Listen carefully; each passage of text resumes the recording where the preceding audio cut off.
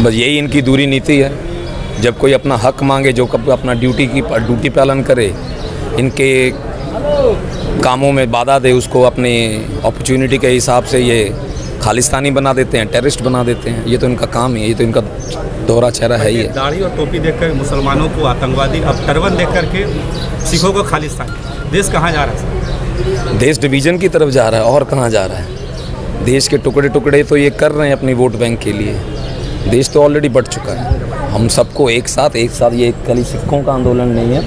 आप सबको, सिखों को, क्रिश्चियनों को, ईसाइयों को, मुस्लिम को, सबको इस आंदोलन में शामिल होना चाहिए। बीजेपी ऑफिस घेराव किए, आप लोगों का डिमांड क्या है? डिमांड इमीडिएट आइडेंटिफाई करके जो कल्प्रिट्स हैं उनको सजा दे, और इसके लिए इनका टॉप लीडरशिप यानी प्रधानमंत्री अमित शाह जी इस पे विषय पे माफ़ी मांगे, नहीं तो तब तक हम इनका ये रोज़ का कामकाज बंद करें। एक तरफ आप शुभेंदु अधिकारी के अरेस्ट की कर रहे हैं मांग, उसके बाद माफ़ी मांगने का, जबकि कल कोलकाता प्रेस क्लब में शुभेंदु अधिकारी ने प्रेस कॉन्फ्रेंस के दौरान कहा कि इस तरह की कोई घटना नहीं हुई है, ये सेल्फ मेड स्टेटमेंट है, प्रमोशन पाने के लिए किया गया है। तो ऐसा करें तो आप जो शुभेंदु अधिकारी की सुने तो हम आपके पास सारी वीडियोस हैं, क्लिप्स हैं, यहाँ चलाई जा रही हैं, आप देख लीजिए LED में।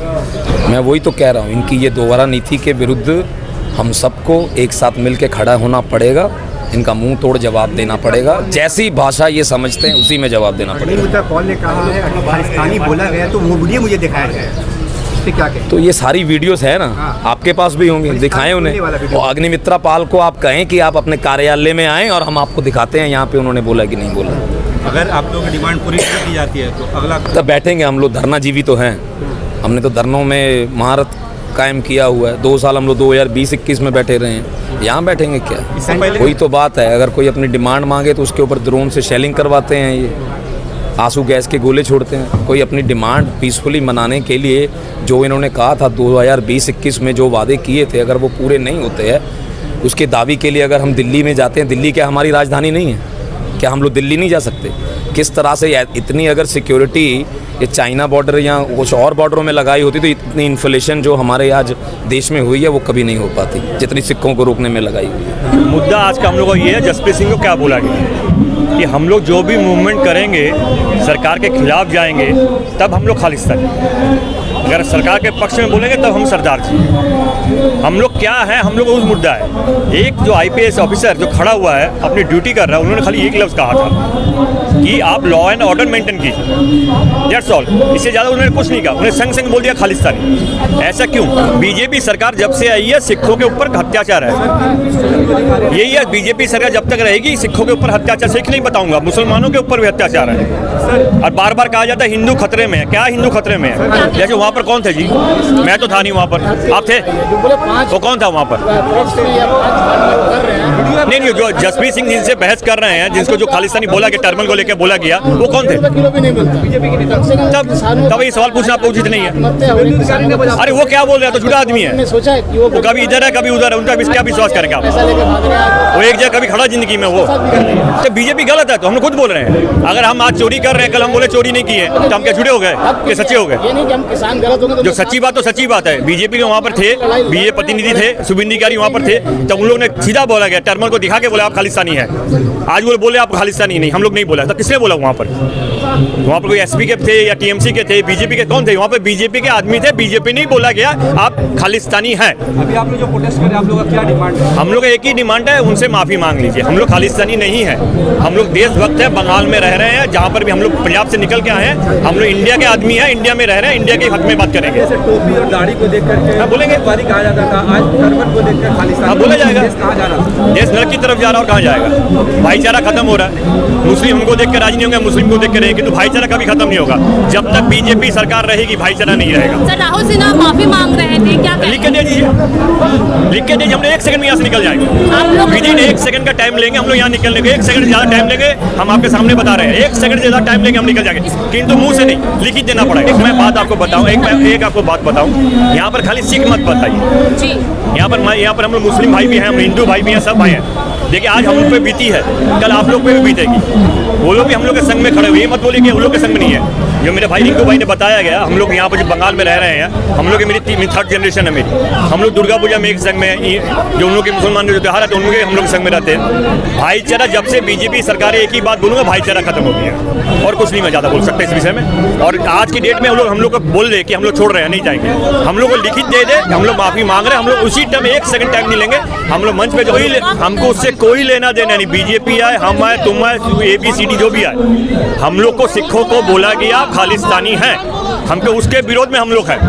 हम लोग को सत्ता में हम लोग को ना बैठना है ना रहना है। भाइयों को क्या कहेंगे? उनके साथ हम लोग सपोर्ट करेंगे, फुल सपोर्ट है हम लोग की। सिख की भाई की यूपी सपोर्ट कर रहा है, हरियाणा सपोर्ट कर रहा है, हिमाचल सपोर्ट कर रहा है, पंजाब सपोर्ट कर रहा है। आपको क्या लगता है कैसे समाधान निकले? समाधान की जो भी होगा बैठ के होगा। देखिए हम लोग वहाँ पर बहुत शांति से बैठे हुए हैं जी।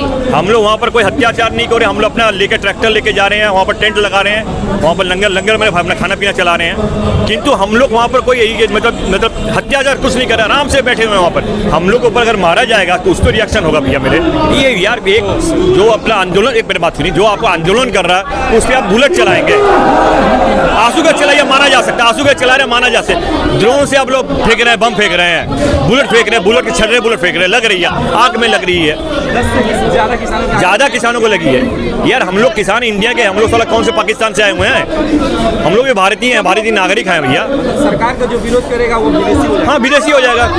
आज हम लोग हैं, हम लोग को जैसे बोला जाता है आप लोग खालिस्तानी है, कल पाकि अपना जो मुस्लिम भाई होगा उन लोगों को बोला जाए पाकिस्तानी है।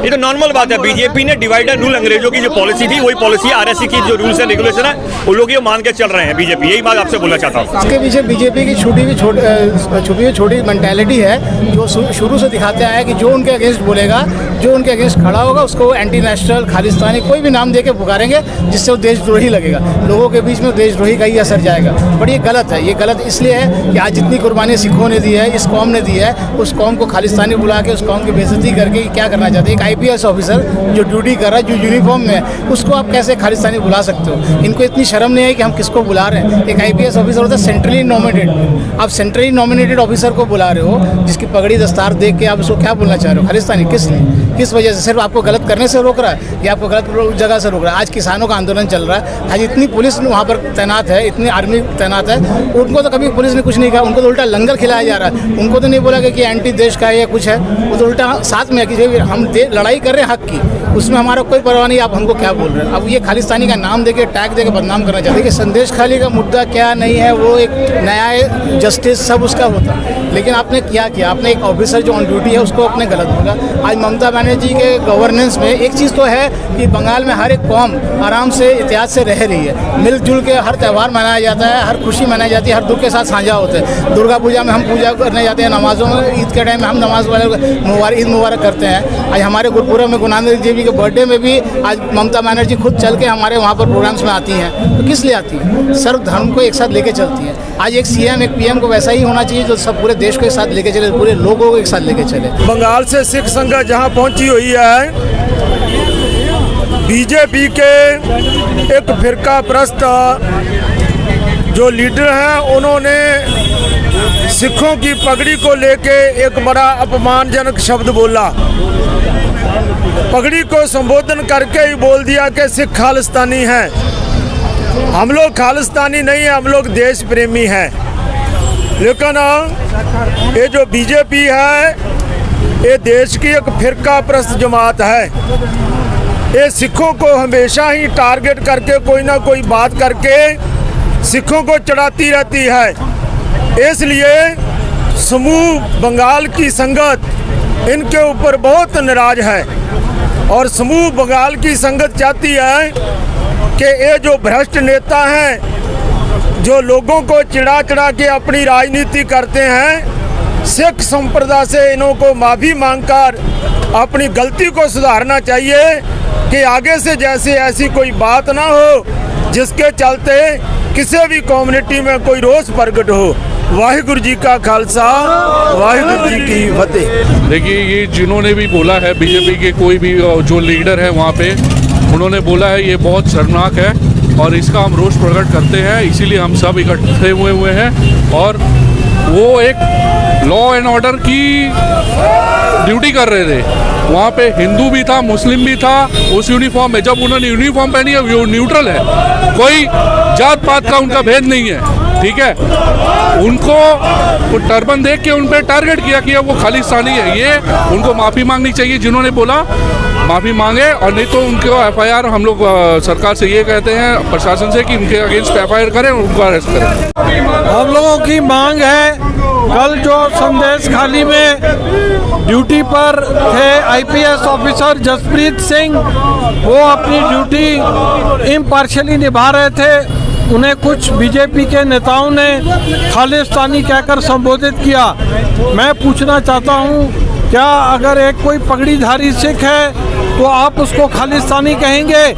वो अपनी ईमानदारी से ड्यूटी निभा रहा है। सिखों का इस देश में क्या अनुदान है ये सारे भली प्रकार जानते हैं। 1947 के इतिहास में अगर आप चले जाइए, भारत की आज़ादी में सिखों का सबसे बड़ा योगदान है। जलियांवाला बाग में 1000 से सिख ज़्यादा का कत्ल किया गया।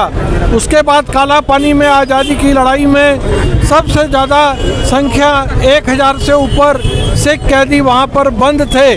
जब भी देश को खून की ज़रूरत पड़ी है या कुर्बानी की ज़रूरत पड़ी है तो उसमें सबसे ज़्यादा आगे सिख आकर के उनका अनुदान रहा है। मैं पूछना चाहता हूँ कि जब ये कोरोना काल आया था, जब सिखों ने लंगर चलाए थे, ज़रूरतमंदों को लंगर दिए, कपड़े दिए, या जिनको आर्थिक मदद की ज़रूरत थी उनको आर्थिक मदद दी, उस समय आपको नहीं याद आया जो ये खालिस्तानी हैं? जब आपका मन करता है आप सिखों की पगड़ी को देखकर उनको खालिस्तानी कहकर संबोधन कर देते हैं। यह बहुत ही दुखजनक बात है एवं इस बात को लेके सारे सिख समुदाय में बहुत ज़बरदस्त रोष है। आज हम लोग कलकत्ता पार्टी हेडक्वार्टर में इसका विरोध जताने के लिए आए हैं एवं हमारी मांग है कि जिन भी नेताओं ने सरदार जसप्रीत सिंह आईपीएस अफसर को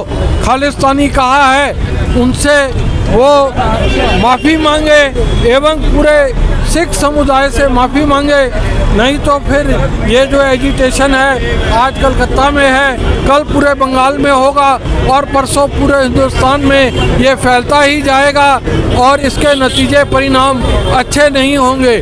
सो मैं समझता हूँ कि बीजेपी पार्टी की शुभ बुद्धि उदय होगी और इसकी नजाकत को समझते हुए वो जल्द से जल्द सरदार जसप्रीत सिंह आईपीएस अफसर से माफ़ी मांगेंगे एवं पूरे